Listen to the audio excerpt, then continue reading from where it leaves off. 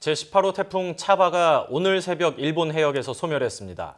때늦게 찾아왔던 가을 태풍 차바는 제주 및 남부지방을 중심으로 강풍과 함께 폭우를 쏟아내며 큰 피해를 입혔는데요.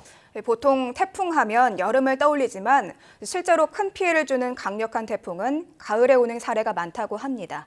그렇다면 그 이유는 무엇일까요? K웨더 이재정 예보팀장 연결해서 알아보겠습니다. 안녕하십니까? 네, 안녕하세요.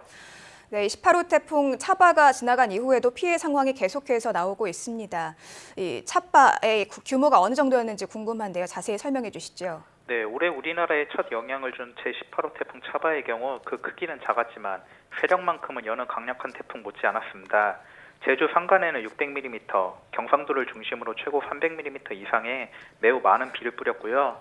풍속의 경우 제주도 고산의 최대 순간 풍속이 초속 56.5m에 달할 만큼 강력했습니다. 이러한 강력한 태풍 탓에 인명과 재산 피해도 크게 나타났는데요. 앞으로 집계가 더 진행돼 봐야겠지만 사망 6명, 실종 4명의 인명 피해를 발생시켰고 주택 및 차량 피해 등 피해를 비롯한 각종 재산 피해도 크게 나타났습니다. 네, 이 태풍이 아마 우리나라 내륙 쪽에는 오지 않을 것이다 이런 예측이 있었습니다. 그렇기 때문에 조금 안심했던 것도 사실인 것 같은데 그 경로가 바뀐 이유는 무엇일까요? 네, 원래 당초 예상으로는 제주도 남쪽 먼바다를 통해 일본 규슈 쪽으로 이동해 나가며 우리나라는 거의 간접적인 영향만 있을 것으로 예상했는데요. 그런데 예상했던 것보다 북태평양 고기압이 제주도 쪽으로 보다 확장을 하게 되었습니다.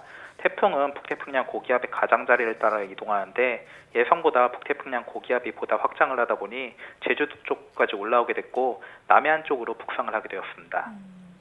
보통 태풍 하면 여름에 많이 온다고 생각하는데 이번에는 여름이 거의 다 끝난 가을, 10월에 갑자기 태풍이 찾아왔습니다. 왜 이렇게 늦게 찾아온 건가요? 네, 이번 태풍 차바와 같이 10월에 태풍이 찾아오는 것은 매우 이례적입니다. 평균적으로 10년에 한 번 나타날 정도로 빈번한 것은 아닌데요.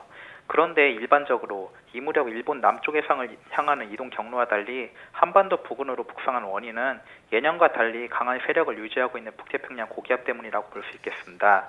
북태평양 고기압이 예년에 비해 강한 세력을 유지하고 있다 보니 그 가장자리를 따라 이동하는 태풍의 특성상 우리나라로 북상하게 되었다고 봅니다. 원래는 이제 대륙성 고기압이 위에서 내려오면서 약간 한랭건조한 그런 기온을 만들어야 되는데 이번에는 밑에 있는 북태평양 고기압이 약간 세다 보니까 가을에 태풍이 왔다 이런 말씀이신 것 같은데 여름에 오는 태풍 또 가을에 오는 태풍 발생 원인이나 그 특징이 조금 다른 경우가 있나요? 네, 여름과 가을에 태풍의 발생 원인에 차이가 있진 않습니다. 고온의 해수역에서 강한 저기압성 파동에 의해 발생을 하는 데에는 큰 차이가 없는데요.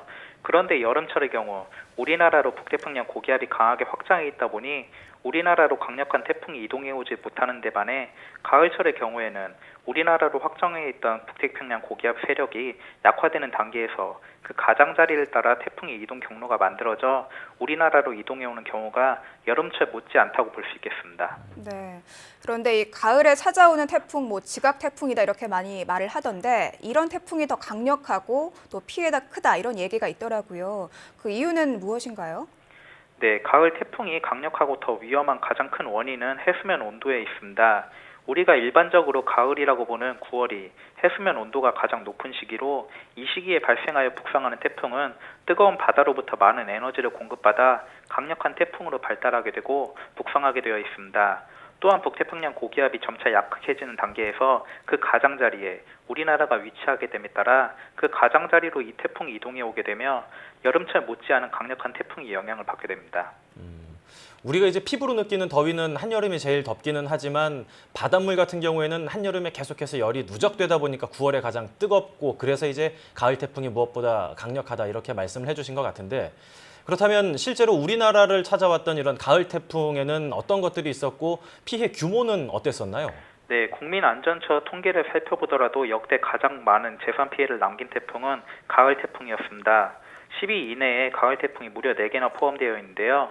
총 재산 피해가 5조가 넘으며 가장 큰 재산 피해를 남긴 2002년 루사를 비롯해 2003년 매미가 약 4조 2천억 원, 2012년 태풍 산바가 4천억 원에 가까운 피해를 발생시킬 정도로 가을 태풍으로 인한 피해는 강력했다고 볼 수 있겠습니다. 네.